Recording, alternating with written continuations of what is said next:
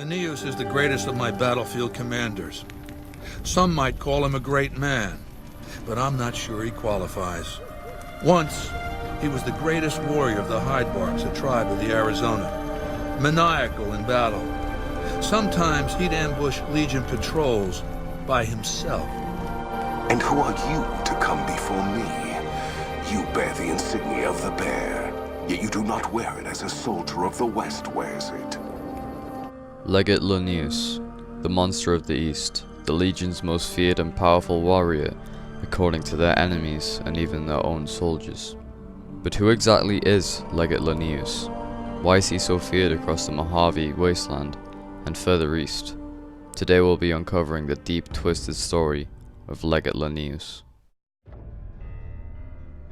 The courier is first notified of Legate Lanius when speaking to Caesar, otherwise known as Caesar by his legion, and he brings up his brave warrior. However, if you're not siding with the Legion and have the Lonesome Road DLC installed, Ulysses will speak of Lanius during the courier's travels in the Divide. Lanius, butcher, monster, terror of the East. Not even his slaves have seen his face. Struck them blind so they can't. Wears a mask. Don't even know if it's the same man. He put Colorado to the sword. Broke the hangdogs by throwing their hounds upon the flames, so they might burn forever in the afterlife. The reason Ulysses even knows about Legate Lanius is because he used to be a frumentari for Caesar, but then obviously left the Legion, leading to Lonesome Road. But today's video isn't about Ulysses, we're talking about Lanius. From Ulysses we learn that Lanius is a masked terror, only removing his helmet and his tent in the company of his blind slaves, who he had blinded himself with his own sword. But to explain Lanius' past, we must look even further, beyond what's in Fallout New Vegas' game. We must look deep into the lore to find out who Legate Lanius is. From what we have learned from Caesar's words, Lanius was a brave warrior for his tribe, the best of his men, and would ambush the Legion patrols that often neared his camp.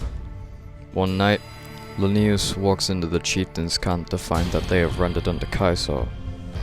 He is racked with anger. Will we die? Gutless dog. Lanius begins his violent battle with the legionaries, fighting each of them until finally he was defeated, in which he agreed to kill the chieftain of his tribe and all the adult men for the helmets Caesar had forged him. Now, his tribe lies in the ashes of his old camp somewhere out there in the wasteland, and their fragments lie within one of the Legion's 87 conquered tribes. Moving on, what exactly were Caesar's legates? Legates were the most highly trained forces of the Legion, leading armies into battle using their skills in combat, strategy, and quick thinking to slay enemy forces. Only one of the legate is known by the courier in Fallout New Vegas. His name is outlawed by the Legion, Joshua Graham. In the first battle of Hoover Dam, Joshua Graham and his army of legionaries would lie defeated at the hands of Chief Hanlon and General Lee Oliver in the New California Republic. This led him to be made an example of by Caesar. He was set on fire and thrown into a pit that was the Grand Canyon, leaving Lanius the only legate remaining as of 2281. Lanius is taller than most NPCs found in the game, displaying through his height his powerful nature.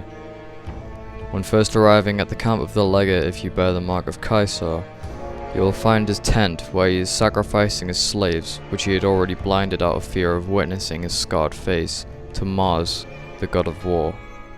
This displays fear into the player and shows how Obsidian wanted to make Legate Lanius the most brutal warrior the wasteland had ever seen. A word of advice to the New California Republic if they were ever to come into contact with Legate Lanius would be to run.